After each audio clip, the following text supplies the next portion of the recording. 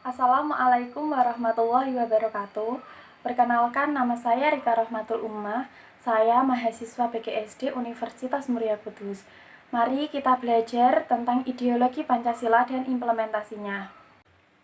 Sejarah lahirnya Pancasila. Istilah Pancasila ditemukan pada buku yang ditulis dalam buku Sutasoma pada zaman Kerajaan Majapahit yang berisi 1. Larangan melakukan kekerasan, 2. Mencuri, 3. Berjiwa dengki, 4. Berbohong, 5. Mabuk akibat minuman keras. Pancasila sebagai ideologi terbuka mencakup 3 nilai, yaitu 1. Nilai dasar adalah nilai yang ada dalam ideologi Pancasila atau norma dalam masyarakat.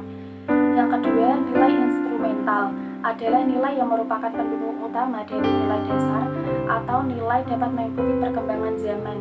Yang ketiga, nilai praktis adalah nilai yang harus ada dalam praktik penyelenggaraan negara. 4. Fungsi dan peranan Pancasila dalam kehidupan bermasyarakat, berbangsa, dan bernegara. Yang pertama, Pancasila sebagai jiwa bangsa Indonesia, Pancasila sebagai kepribadian bangsa Indonesia, Pancasila sebagai dasar negara Republik Indonesia, Pancasila sebagai sumber hukum Indonesia, Pancasila sebagai perjanjian luhur Indonesia, Pancasila sebagai pandangan hidup, Pancasila sebagai cita-cita dan tujuan bangsa Indonesia, Pancasila sebagai moral pembangunan, dan yang terakhir adalah pembangunan nasional sebagai pengamalan Pancasila. C. Implementasi Pancasila dalam kehidupan bermasyarakat. Pancasila harus menjadi penunjuk hidup warga negara menuju negara daya saing bangsa.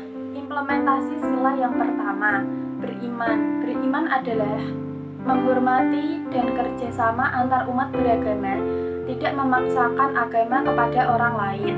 Kemudian takwa, secara sadar patuh melaksanakan perintah Tuhan. Setiap pemeluk agama tidak boleh menghalangi ibadah agama lain. Kemudian toleransi agama dikembangkan sejak dini. Implementasi sila yang kedua, sesama manusia tidak saling melecehkan, sesama manusia punya rasa memiliki, setiap manusia menjaga keseimbangan hak dan kewajiban, gemar melakukan kegiatan kemanusiaan, dan berani membela kebenaran. Implementasi sila yang ketiga, kepentingan negara di atas kepentingan pribadi dan golongan. Berkorban maksudnya adalah kerja keras dan membayar pajak, cinta tanah air, meningkatkan prestasi di segala bidang, dan yang terakhir adalah bangga sebagai bangsa Indonesia. Implementasi sila yang keempat, masyarakat harus mengawasi wakil rakyat, hasil musyawarah harus dilaksanakan dengan tanggung jawab. Dan yang terakhir adalah implementasi sila yang kelima, yaitu perbuatan luhur, maksudnya saling membantu dan gotong royong. Kemudian adil atau tidak memilih kasih, menghormati orang lain atau tidak menghalangi orang lain. Kemudian suka memberi pertolongan atau tidak egois dan individualisme. Kemudian bekerja keras atau berusaha, tidak mudah menyerah. Kemudian yang terakhir adalah menghargai karya orang lain atau tidak membajak karya orang lain. Terima kasih telah menyaksikan video saya.